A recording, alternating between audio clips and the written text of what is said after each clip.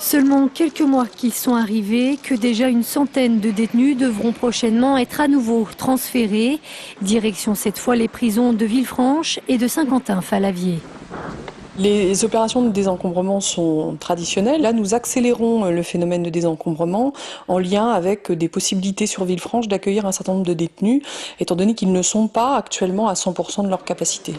Faux, répondent pourtant les syndicats de surveillants qui voient là surtout une manière de calmer la colère du personnel pénitentiaire dans un contexte depuis quelques semaines à Corba de vives tensions.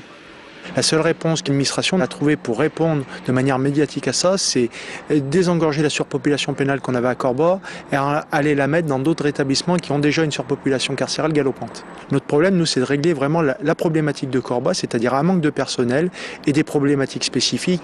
À savoir, depuis quelques semaines, de nombreux problèmes techniques, ouverture intempestive des portes, parloirs bloqués, mais aussi multiplication des incidents avec certains détenus.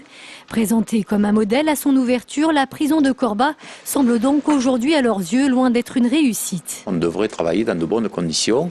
Les détenus devraient être contents d'être dans ce type d'établissement. Effectivement, eux ne sont pas contents, nous non plus, du fait de tous les dysfonctionnements récurrents. Des dysfonctionnements que constatent également de nombreux intervenants extérieurs à l'établissement, infirmiers comme avocats.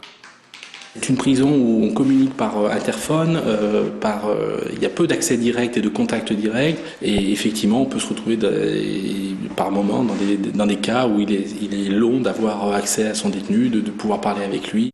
Des problèmes qui pourraient être en partie réglés d'ici le début de l'année prochaine avec l'ouverture en février d'une nouvelle prison dans la région, celle de Bourg-en-Bresse.